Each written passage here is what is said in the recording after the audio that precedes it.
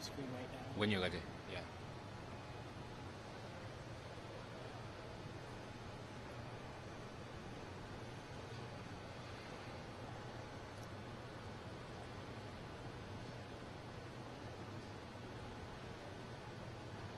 Welcome everybody to the Global Channel Partners Summit 2013 here at Print 2013 in Chicago, Illinois, USA. We've had a wonderful show. We've had a great time meeting friends, doing some business, and talking about the channel to many, many of both our North American and international visitors and exhibitors. Before I start, I'd like to say thank you to MPS Gas for providing the facilities, to Dealer Communicator for being our partner and promoting our event so successfully this year, and of course to Print Media Center, who's hosting this particular presentation venue for us to give you our 18th, our final presentation today.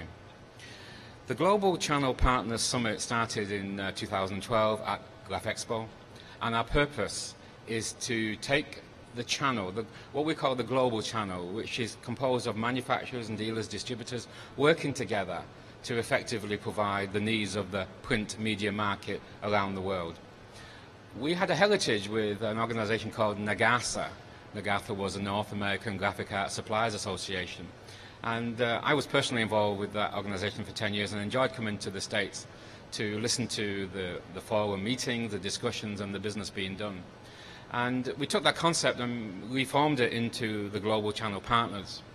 And our sole purpose is to support, instigate, initiate, promote the manufacturers in our industry to be able to not only meet and do business with their dealer partners around the world, but also to better understand the needs of the market. And this presentation today, on the 12th of September 2013, is about how we are researching this opportunity as it exists, not only for the show floor exhibitors here, but every manufacturer in the print media industry.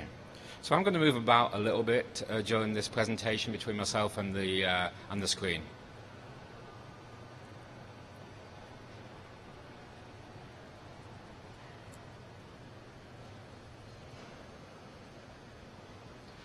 What we have here, as we represent, without too much detail to begin with, is the manufacturer is in the pink curve, the distributor dealer in the orange curve, and the market in the green curve. Traditionally, or what we call here the conventional print channel ecosystem, traditionally the manufacturer made something, the dealer represented his or her best interest to the market, the dealer kept close to the market to be able to represent the needs and products being produced by the manufacturers. And typically, traditionally, they all ended up together in the same place doing business.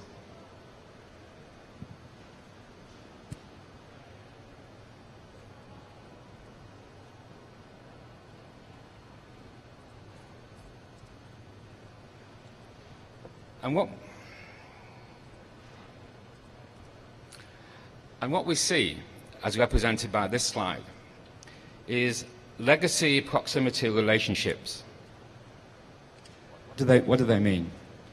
It meant that the manufacturer would use the dealer distributor to take him or her to their local market. If they were, shall we say, a North American manufacturer, they may engage a dealer distributor in Europe, in Asia, in Africa, to take their products local to the market.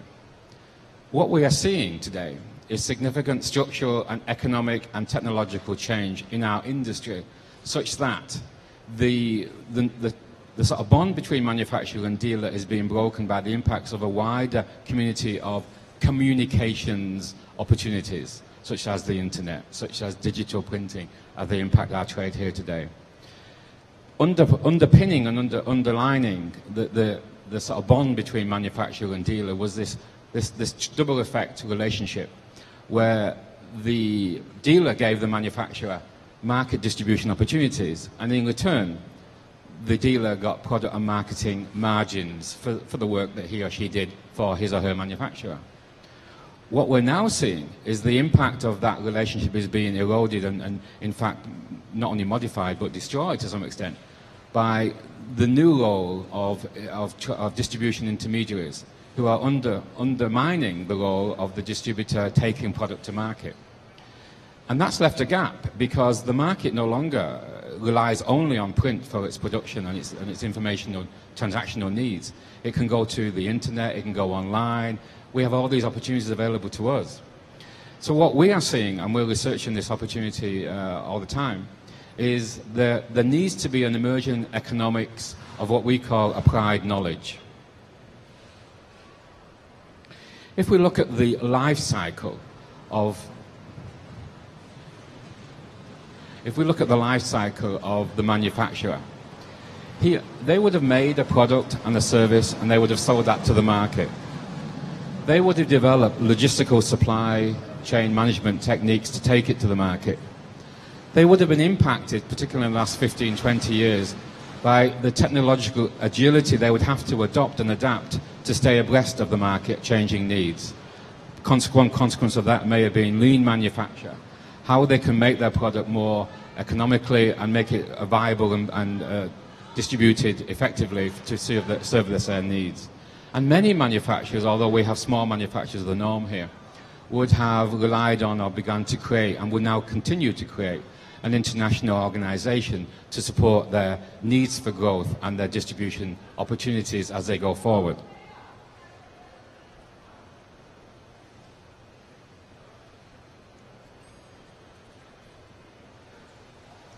And this slide just gives some graphics of the same thing. What we are seeing is a change from the litho relationship dependency through the digital, through the fact that many manufacturers are now creating for themselves international business opportunities.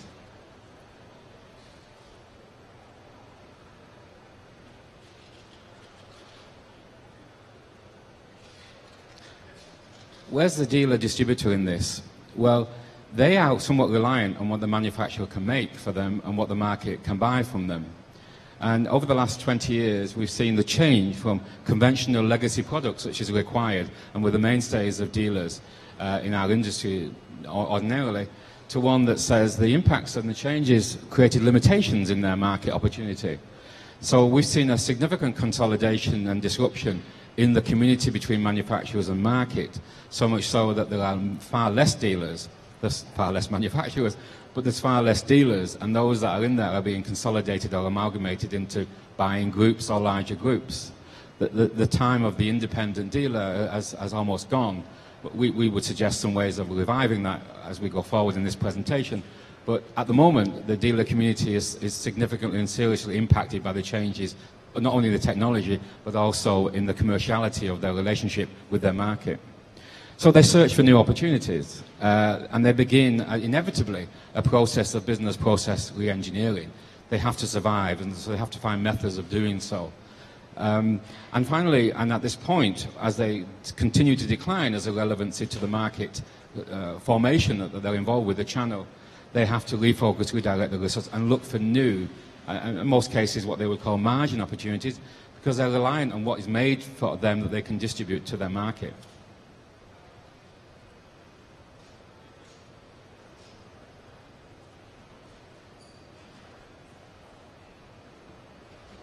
And this slide just somewhat puts some graphics on that change. There used to be a phone call, a visit, a trip, a sale. And now there's all manners of means, and there needs to be all manners of means to grab the attention of their marketplace. The marketplace being the users of print. And we sort of split the market into three elements. We call it the print producers, the print marketeers, and the print consumers.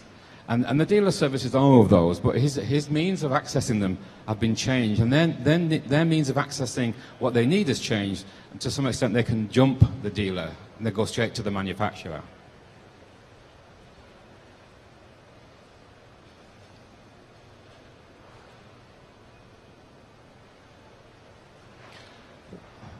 What about the market in this? Well, the market is the one that has the opportunities, because the market is the one that services the needs of the end users, and wherever the end user goes, the market goes with them. So they've been concerned over time with print technologies, the changing litho to digital debate that we're having here. They've had to get themselves involved in communications technologies to service the needs of their ultimate customers. Part of that has been an improvement in their marketing, their use of marketing technologies, the means of which they access and inform the market. But now we're seeing a growth of what I'm calling conversions technologies, bringing all these things together. You know, print used to be an asymmetrical process. I make it, I distribute it, I read it, I see it, I act on it. But now we've got so many ways to which we as consumers can be communicated, only one of which is print. The market's going to end up, and I take this point, at this point, as integrated digital scenarios. They're going to be using all forms of digital capabilities to produce their communications needs.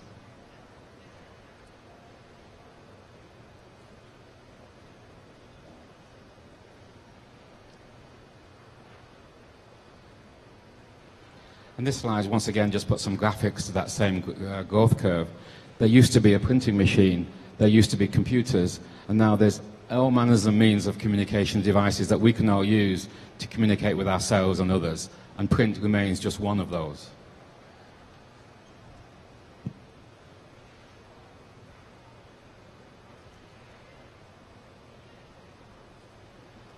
So now we're going to look into some of the scenarios we see happening to our industry over the next few years. And we're now going to put some timelines and some change lines, negative to plus, and the same time change from 2000 to 2020 and beyond. And we painted in some critical phasing here. The first phase, which is where the print technologies dominated, has passed some years ago. And in that period, the manufacturer was growing, the impacts on the dealer had not yet been recognized, and the market simply received what it was told to use by the only resource, which was print technologies. If you move into phase two, you can see that the manufacturer has had to stay somewhat relevant to the market, the dealer has declined in relevance, but the market itself has picked up, mainly by using alternative technologies to produce its communications needs. So from 2000 to 10 to almost current, we see that unless something changes, the dealer is out of the game, the manufacturer has to learn more things to stay in the game, but the market will continue using whatever available technology it has to maintain its purpose and functionality. And we call this channel nexus the manufacturing phase, where the manufacturer was concerned primarily with production and distribution of the products it made. The dealer was concerned primarily with the opportunities and margins it could gain from being the intermediary in the process of distribution. And the market was mostly concerned with throughput of work and the output of that work to the final user and the consumer for the purposes of. If this scenario continues, there will be no dealers in the next few years, and the manufacturers will be subsumed by the growth of other technologies and other players taking over their role as manufacturers to the industry.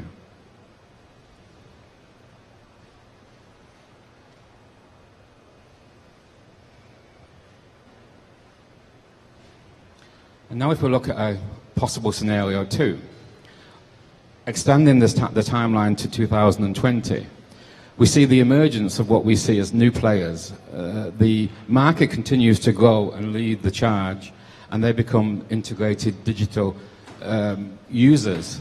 And then the orange curve, once again, the distributor, is just hanging in there if it can modify its approach to the market. And the manufacturer equally has to modify its approach to the market to stay in the game. But at this stage, under scenario two, we see that the market leads, and the rest of the channel members, the manufacturers and the dealers, are fighting hard to stay in there. And we typify this process or this curve as the emergence, the channel nexus emergence, where unless the manufacturer concerns him or herself with development of the appropriate technologies, then they will not sustain their relevance. Unless the dealer community can purpose itself and make a contribution which hasn't yet found, it will lose its position. At this time, and we're seeing that on the show floor here at 2013, the market is concerning itself with integration and multiple applications. As it sees the changing in its needs to be market relevant, it's not concerned anymore about what the manufacturer makes unless that manufacturer makes relevant products, useful and purposeful. And it's obviating the dealer almost exclusively because they're not providing anything to the market, because the market leads the charge almost exclusively now.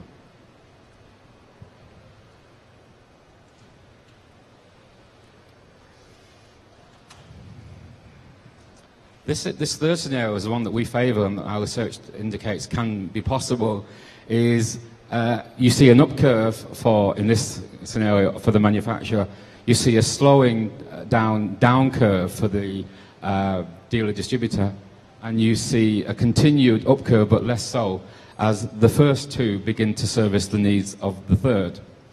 And we call this applied knowledge. We see in this scenario the manufacturer taking a more leadership visionary role. He or she needs to understand what the market needs in a different way to what it's been used to. It can no longer just provide. It has to research and develop products that lead that market and where it's going. It has to understand the market changes.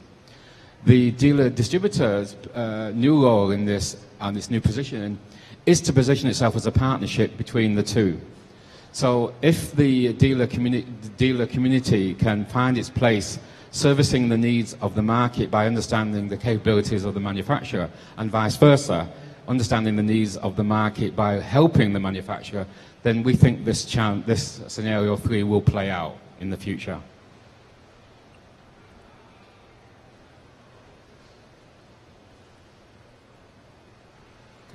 This is what we're doing, our process, our channel of the future research work. We're the only organization currently trying to understand how dynamic these changes are. We can see that. How these changes will play out, we're trying to understand that. And we're trying to feed back into the global print media channel, not only what will be the consequences, but what resources will the manufacturers need to be able to vision the market. What kind of applications the dealer dealer and distributor channel can understand and create to be able to service the needs of the marketplace. So our work is to understand the extent, the value and purpose of the global print media channel. We're unique in this. Nobody is yet currently understanding or trying to research this application. We're developing a comprehensive data set for this marketplace, which is worldwide. The world now is everybody's playpen. We're no longer going to be able to sit in America and think American. We're going to have to sit in America and think of the world. So our predictions for the future form, shape and purpose of the global print media channel will be presented at Print 17, which is in 4 years' time.